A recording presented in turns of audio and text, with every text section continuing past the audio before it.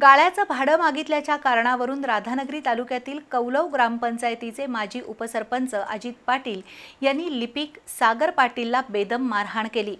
त्यानंतर अजित पाटील यांच्या विरोधात राधानगरी पोलिसात गुन्हा नोंद झालाय। त्यामुळे हे प्रकरण माजी उपसरपंचांना चांगलंच महागात पडण्याची शक्यता आहे।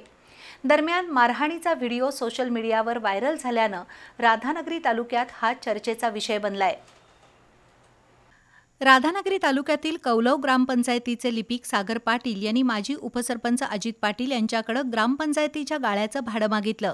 त्यानंतर अजित पाटील यांनी थेट ग्रामपंचायत कार्यालयात येऊन मंगळवारी संध्याकाळी 6 वाजता सागर पाटील यांना मारहाण केली। त्यावेळी ग्रामसेवकांनी मध्यस्थी करून दोघांनाही समजावण्याचा प्रयत्न केला, पण तोपर्यंत अजित पाटील यांनी अमानुष मारहाण केल्याचं सागर पाटील यांनी सांगितलं। ते गाळा भाडे जी मी मागणी केली त्यामार्फत तरी 7,500 मला पावती काढली मी त्यांची।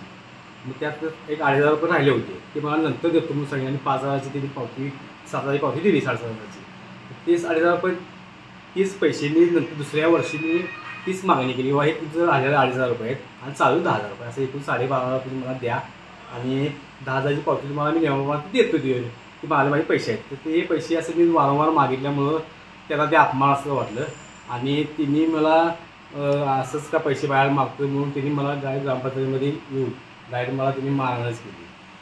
अजित पाटील यांनी केलेली मारहाण CCTVमध्ये कैद झाली। त्याचा व्हिडिओ सोशल मीडियावर व्हायरल झाला।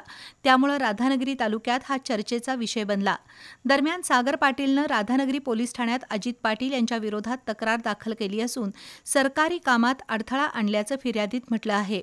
त्यामुळे ही मारहाण माजी उपसरपंचांना चांगलीच महागात पडण्याची शक्यता आहे।